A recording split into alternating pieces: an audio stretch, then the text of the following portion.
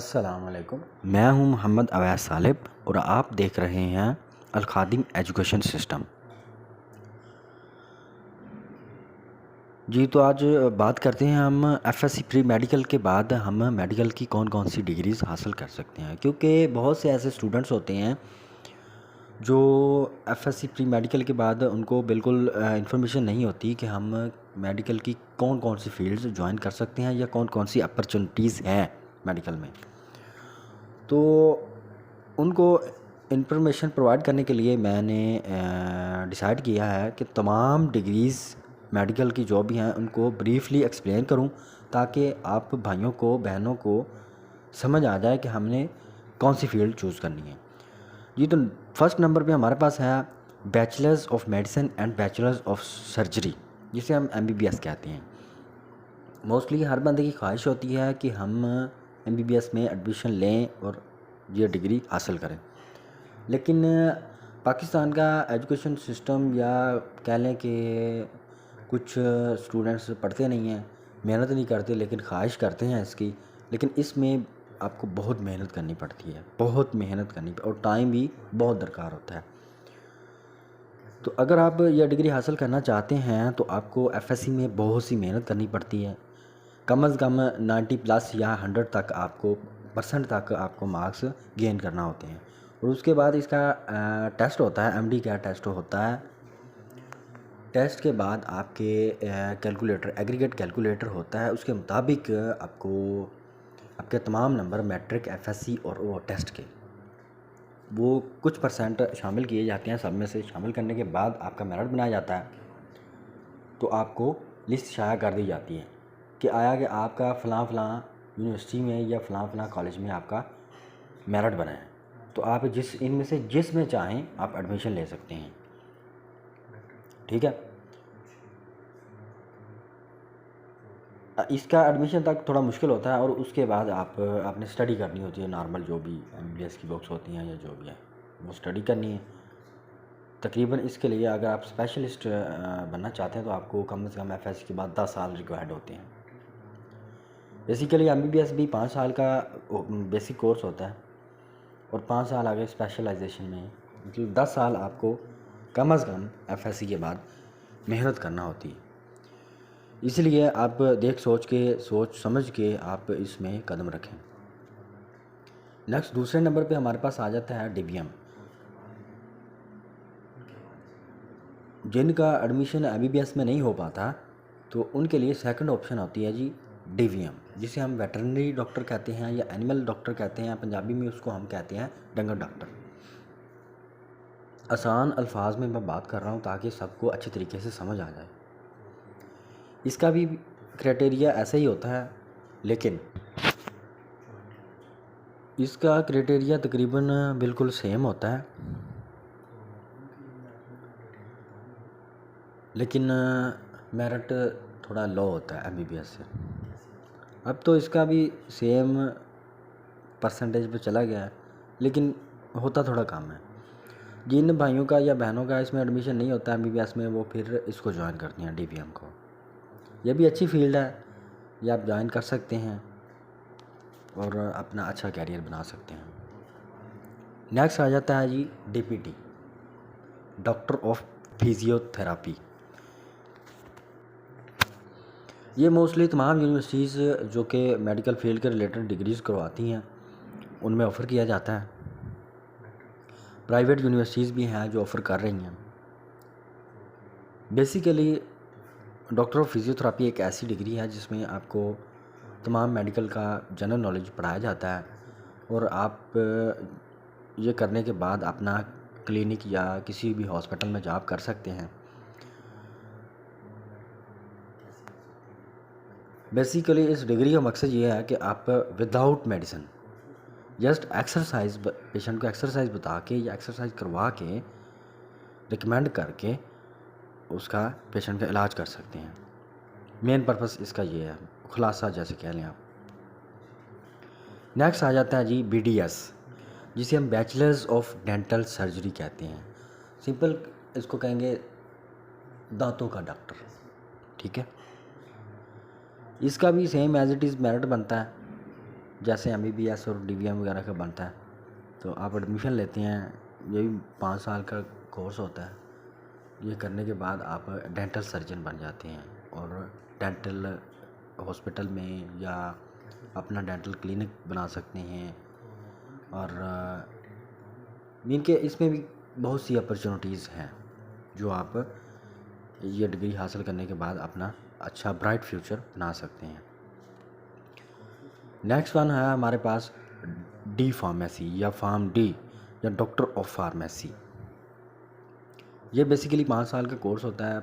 ये private universities भी इसको ऑफ़र करती हैं, गवर्नमेंट यूनिवर्सिटीज़ भी ऑफ़र करती हैं। गवर्नमेंट यूनिवर्सिटी में थोड़ा मेरिट इसका हाई होता है, प्राइवेट यूनिवर्सिटी में मेरिट कम ले रहे क्योंकि उसमें फ़ी उन्होंने ज़्यादा लेनी होती है।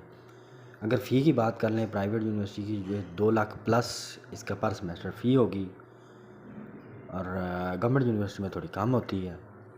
मेरिट MBBS DVM उनकी तरह ही इसका मेरिट बनता है। टेस्ट वगैरह आपको देना पड़ता है पहले। टेस्ट अगर आप क्लियर करते हैं तो फिर उसके बाद आपका मेरिट बनने के बाद आपको बता दिया जाता है कि आप इस यूनिवर्सिटी में एडमिशन लेने के अहल हैं। तो आप 5 साल यूनिवर्सिटी में पढ़ते हैं, उसके बाद आपको यह डिग्री दे दी जाती है। आप डिग्री लेने के बाद किसी भी बड़ी फार्मेसी में या हॉस्पिटल की फार्मेसी में काम कर सकते हैं एज अ फार्मासिस्ट। या आप अपनी फार्मेसी, अगर आपके पास ह्यूज अमाउंट ऑफ इन्वेस्टमेंट है तो आप अपनी फार्मेसी बना सकते हैं, आप अपनी फार्मेसी चला सकते हैं। और उसके अलावा अगर आप आउट ऑफ कंट्री चले जाते हैं तो कम अज़ कम आपका पे स्केल 10 से 12 या 8-10 लाख जो है ना आप मंथली अर्निंग कर सकते हैं आउट ऑफ कंट्री जॉब करके। नेक्स्ट हम बात कर लेते हैं BS साइकोलॉजी के बारे में। ये आप mostly simple study, simple FA या FSC या FSC प्री मेडिकल या इंजीनियरिंग, ये करने के बाद भी आप इसमें एडमिशन ले सकते हैं किसी भी यूनिवर्सिटी में BS साइकोलॉजी। हर यूनिवर्सिटी का क्राइटेरिया थोड़ा मुख्तलिफ है, लेकिन मोस्टली सबका सेम होता है, 19-20 का फ़र्क होता है। तो आप जिस भी यूनिवर्सिटी में एडमिशन लेना चाहें उनकी थोड़ी इन्फॉर्मेशन लेके तो उधर आप टेस्ट दे के आपका एडमिशन हो जाता है। ये 4 साल बेसिकली आपकी डिग्री होती है। ये डिग्री आप करने के बाद आप किसी भी हॉस्पिटल में जॉब कर सकते हैं या अपना किसी भी जगह पे क्लिनिक, मतलब कि अपने एरिया में या किसी सिटी में आप क्लिनिक बना के आप एज अ साइकोलॉजिस्ट काम कर सकते हैं। उसके बाद आता है जनाब PS माइक्रोबायोलॉजी। माइक्रोबायोलॉजी जैसे कि नाम से आपको कंफर्म है कि माइक्रो यानी कि छोटा, बिल्कुल माइक्रो ऑर्गेनिजम्स के मतलब। ये बेसिकली लैब की एक फील्ड है या सेक्शन कह लें। BS माइक्रो एक स्पेशल फील्ड आ जाती है कि जस्ट आप माइक्रो के मतलब अपना काम करेंगे। ये 4 साल की डिग्री होती है। प्राइवेट यूनिवर्सिटीज़ भी ऑफ़र करती हैं, गवर्नमेंट यूनिवर्सिटीज़ भी ऑफ़र करती हैं। प्राइवेट में थोड़ा फ़ीस ज़्यादा होती है, गवर्नमेंट में थोड़ी कम होती है। इसके लिए भी आपको टेस्ट दरकार होता है, टेस्ट देना होता है FSC के बाद। टेस्ट देने के बाद आपका एडमिशन होता है मेरिट बनने के बाद। ये डिग्री करने के बाद आप किसी भी लैब में काम कर सकते हैं, किसी भी फार्मा में काम कर सकते हैं, मतलब कि मेडिसिन कंपनी में काम कर सकते हैं और किसी भी फूड की इंडस्ट्री में काम कर सकते हैं। इसमें भी पे स्केल आपका 40 से 50 हज़ार स्टार्टिंग आपको होता है पाकिस्तान में, और अगर आप आउट ऑफ कंट्री जाते हैं तो आप 5-7-10 लाख तक या इससे ज़्यादा भी अर्न कर सकते हैं। नेक्स्ट जनाब आ जाता है हमारे पास BS बायोटेक्नोलॉजी। बायोटेक्नोलॉजी में ये भी माइक्रो की तरह ही एक फ़ील्ड है। ये वाइड रेंज फील्ड है। इसमें माइक्रो एक स्पेशल एक चीज़ है, एक अलग फील्ड है। लेकिन बायोटेक्नोलॉजी इसमें बहुत सी फील्ड्स पाई जाती हैं। लाइक मॉलिक्यूलर बायोलॉजी में आप आ सकते हैं, माइक्रोबायोलॉजी में आप आ सकते हैं, PCR टेक्नोलॉजी में आप आ सकते हैं।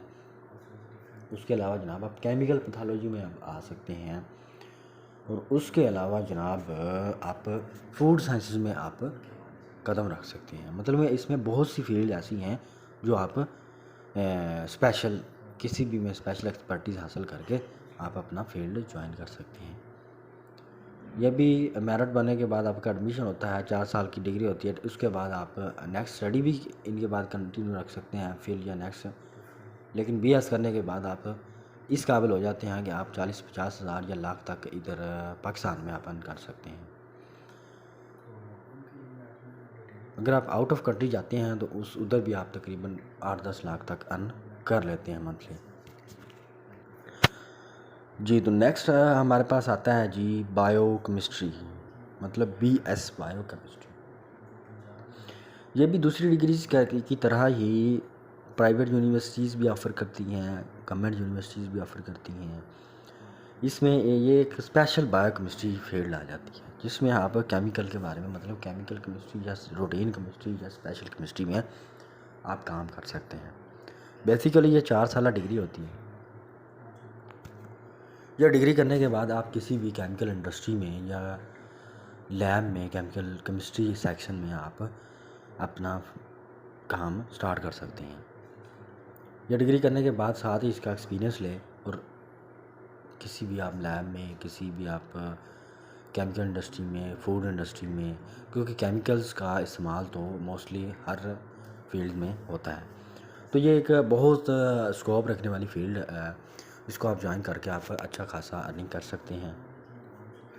नेक्स्ट आ जाता है जनाब हमारे पास BS molecular biology.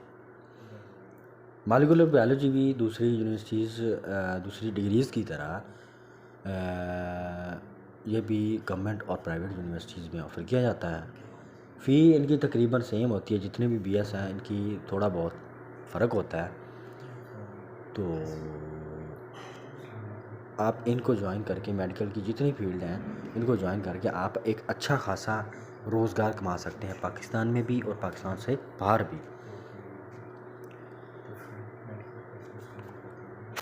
BS molecular जो है ये एक स्पेशल, इसमें हम PCR टेक्नोलॉजी, जैसा कि अभी करंटली मैं एग्जांपल देता हूँ, कोविड-19 आया था तो तब हम ये PCR करवाते थे इसका, कोविड-19 का। तो कोविड-19 का PCR बेसिकली मॉलिक्यूलर टेक्नोलॉजी से ही किया जाता है। तो ये काफ़ी स्कोप रखने वाली फील्ड है। पाकिस्तान में इसका स्कोप थोड़ा डाउन है, कम है, लेकिन स्कोप बड़े सिटीज़ में सही है। बड़ी लैब्स जो हैं उनमें आपको जॉब मिल सकती है, लेकिन अगर आप ये करके आउट ऑफ कंट्री चले जाते हैं तो आप कम से कम 10-15 लाख तक इजीली अर्निंग कर सकते हैं। नेक्स्ट हमारे पास डिग्री है जी BS रेडियोलॉजी या इमेजिंग टेक्नोलॉजी, जिसमें आप 4 से 5 साल पढ़ना होता है आपने और साथ में ट्रेनिंग करनी होती है। ये जनाब 5 साल आपकी डिग्री होती है, मोस्टली प्राइवेट और गवर्नमेंट यूनिवर्सिटीज़ में ही ये करवाया जाता है। इसमें आप जनाब एक्सरेज़, CT स्कैन और MRI, इन 3 फील्ड्स में आप काम कर सकते हैं। नेक्स्ट डिग्री आ जाती है हमारे पास मेडिकल लैब टेक्नोलॉजी। ये 4 साल डिग्री होती है, मोस्टली यूनिवर्सिटीज़ में 5 साल की होती है। प्राइवेट और गवर्नमेंट यूनिवर्सिटीज़ दोनों इसको ऑफ़र करती हैं।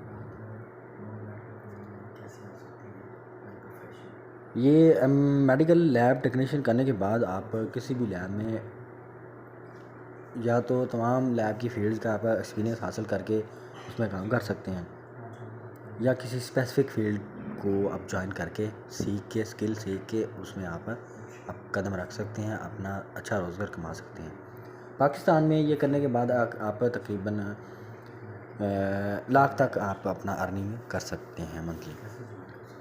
और अगर आप आउट ऑफ कंट्री चले जाते हैं तो आपको तकरीबन 8 से 10 लाख तक अर्निंग करने का मौका मिल जाता है। मेरे ख्याल से मैं तमाम डिग्रीज़ एक्सप्लेन कर चुका हूँ, जो मेडिकल के रिलेटेड ज़्यादातर डिग्रीज़ इन डिमांड में है वो मैं तमाम एक्सप्लेन कर चुका हूँ। उम्मीद है कि आप सबको मेरी तमाम इन्फॉर्मेशन की समझ आई होगी। दुआ है कि अल्लाह हम सब के जायज़ मकासद पूरे फरमाए, हम सब को अपने मकासद में कामयाबी अता फरमाए। आमीन। वस्सलाम।